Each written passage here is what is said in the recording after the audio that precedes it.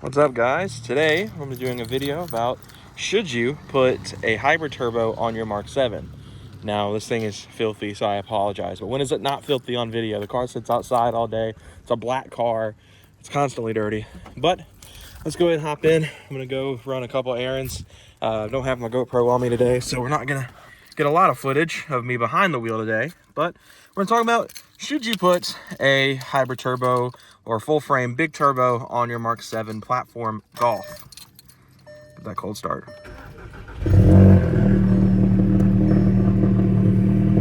Try to explode.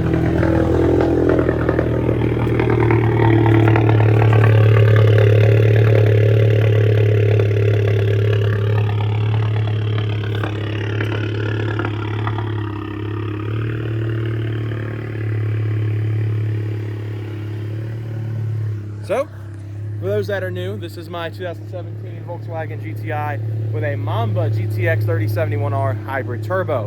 And that's why I decided I wanted to make this video today, is to tell you guys about my experience so far with having a hybrid turbo GTI. And of course, I'm going to speak to the general populace of Mark 7 owners, whether you have a 1.8, a GTI, a Golf R, anything and everything, an S3 or an A3. You know, we'll talk about, is a hybrid turbo worth the work?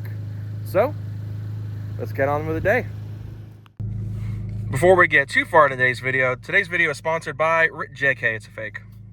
Yeah, I didn't feel like buying an actual Ridge, but I did enter in the Tuner Colts giveaway to get a GT3. They're giving away a 992 GT3. And if you guys didn't watch the POV drive, I'm a big Porsche guy. The Porsche is my favorite brand of all time when it comes to cars, with Volkswagen right behind them. So I have a lot of passion for Porsche, and when the opportunity arises to win a GT3, I'm going to enter for it in some way. And I've been wanting to try out a Ridge Wallet style wallet for a while now, and this one just happened to come up. So when I got it, I think it was like the last one they had, honestly, when I ordered it. But yeah, we're gonna hit the road, and I'll come back to you guys in a bit once I run some errands. It's like the third take of this. I keep messing this up. But anyway, I just got back from running errands. I did some slight grocery shopping, took the dogs out, all that fun stuff. And now we're talking about, should you put a hybrid turbo on your MQB A888 chassis and engine combo? So this is your Mark 7 Jetta GLIs, your 1.8 liter Golfs, your all tracks, your sport wagons, your GTIs, your Golf Rs, your A3s, your S3s, and I've seen some people run stuff on Tiguan's, so we'll include them as well, and talk about just the EA888 chassis in general, the MQB stuff, and if it's right for you, or help you decide where you want to go. And yeah, so hybrid turbo is, of course, a very blanket thing. There's tons of different options on the market. Mamba offers three. I run a Mamba 3071R, as I mentioned earlier. Mamba offers a 2867, which honestly, for my goals, probably should have been the turbo I got, but I went the 3071 and I love it. So I love that turbo and I'd recommend it. There's the 3071 and the 3076. There's the Vortex Standard, the Vortex XL. There's like the BB550s. There's TPC 600s, all sorts of stuff of that nature. I think the TPC 600 is a hybrid. It may be a full frame. I'm not entirely sure off the top of my head. But yeah, should you go hybrid? It depends on your goal. So let's talk about power goals. So for me and how I wanted this car to run, a lot of people probably can be shocked. A lot of people who have been watching for a while don't actually know what my goals were with this car. And that was to build a reliable hybrid turbo daily driver that made E85 IS38 numbers on pump gas. Where I live, E85 isn't really something that comes across very often, and the gas stations that do carry it is low quality. You have to drive over an hour closer to Atlanta, because I live in the country in Georgia. And to get good E85, there's one gas station within an hour of here that has E90 level ethanol, and I am not driving over an hour to fill up and get crappy gas mileage with the 85, just to say that I run 85 in the car. So I was like, you know what? I'll get a hybrid, a smaller hybrid, something that's not so crazy, and then wound up getting a crazy hybrid, and run pump gas and try to get closer to 85 IS38 numbers, your 400 wheel horsepower territory. And the last virtual dyno with this car in the base map made 380, so I think we're pretty close to that. Obviously, virtual dyno could be wrong. We could be close to that. I'm not saying we are at 400 or even making 380. hybrids are probably the easiest way to hit 500 horsepower on this chassis. Jewel City runs a Vortex XL in his car. If you guys aren't familiar with him, he is probably one of the fastest manual GTI drivers in the country, if not the world. He's got a crazy fast stick car, and he beats up on everybody. If you guys haven't, go check out his channel. If you enjoy watching street racing, we all know my stance on street racing. I personally don't do it, but I love to watch it. So yeah, I mean, Jules does really good content. You guys should go check him out and give him some love, and go see his GTI go shred people, because it's just fun to watch. It's just crazy. All these people spend so much money on V8 just to get beat by these motors. But, you know, anyway, hybrids are probably the fastest way to hit the 500 horsepower mark.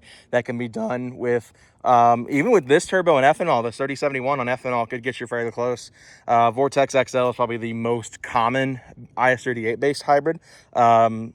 There's also the Vortex Standard, which uses the IS20's exhaust side, which is always a good option if you like to have a bit of spool. Of course, some of the bigger options are out there, you know, the 3076 from Mamba and others of that nature.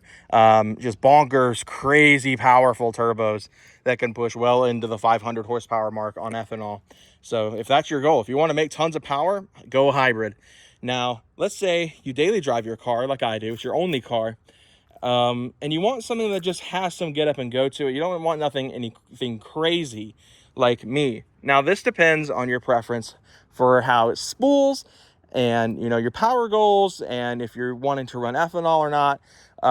This was the position I found myself in, and that's why it took me forever to decide on a turbo to go with, whether I wanted to do an IS38 or if I wanted to do a hybrid like I wound up doing. Now, it's about having an IS38 based hybrid like the 3071. If you pick a 3071, if you pick a 2867 even, or a Vortex XL, for example, we'll use those three just because I know the most about those three turbos. They lag, especially if you're used to an IS12 on the 1.8s or an IS20 on, you know, an upgraded 1.8 or the 2-liter engines. You know, if you're used to those power bands where it just hits and is gone, you're gonna have to adjust a little bit. Now, on the base map on this car is laggy. Now, I know for a fact, once, you know, Matt and I from EQT dial this car in a little bit better, we'll get some spool back in, and it'll be a little bit more drivable than it is.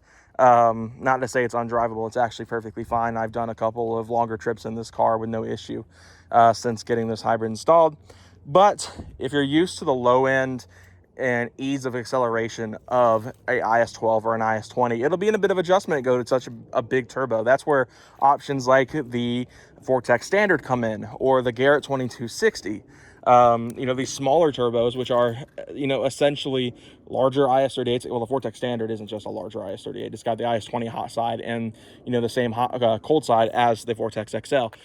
But I would honestly say, if you're looking for max spool and you're not really craving a bazillion horsepower, something like a Vortex Standard, your Garrett 2260s, or a Mamba 2867, if you want to go for, you know, kind of a, you know, a head-to-head competitor with the Vortex Standard, in my opinion, will be your best options for turbos if you want to do that. Now, like I said, if you want to run ethanol and make a bazillion horsepower, and you want to have, you know, a really fast MQB car, go with something like a Vortex XL, a 3076R, or 3071 if you want a little bit cheaper running stuff, and, you know, want a slightly better spool than the 3076.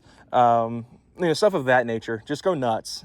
Get a Typhoon, for crying out loud, which isn't a hybrid, I don't think. I technically like to consider that a full frame, but you know, go nuts. But yeah, you know, other hybrids, I believe APR sells a hybrid. I could be wrong on that. I know they do sell a DTR 6054, which to me isn't a hybrid. You know, everyone has their opinions on that. DTR is such a hotbed. I actually intended to get a DTR before I wound up going with the Mamba because it was cheaper.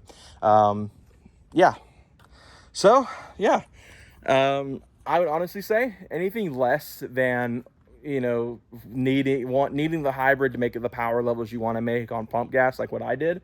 If you're not wanting a ton of horsepower, and you're wanting to just have something that's very OEM plus, that's when I would go the IS38 route. But if you want to make 400 horsepower in pump gas, and, you know, have something that's just fun to drive, or if you want to go balls to the wall, you know, 500 horsepower ethanol, you know, fully built, ready to go to the strip and take on some muscle cars, or, you know, give the sauce to some Chargers and stuff like that, obviously go hybrid, go for something big, go big or go home at that point, fellas. But yeah, that's kind of my take on if you should put a hybrid on your MQB, whether it be, you know, the 1.8, the 2 liters, all that fun stuff. And yeah, hope you all enjoyed this video. If you'd be sure to leave a like, subscribe for more content coming soon on my Mamba 3071R GTI as we get ready to crank it up a little bit. I believe we finally fixed the wastegate duty cycle issue with the Blaze intake, and we should be ready to start turning it up a notch and seeing what she can really do.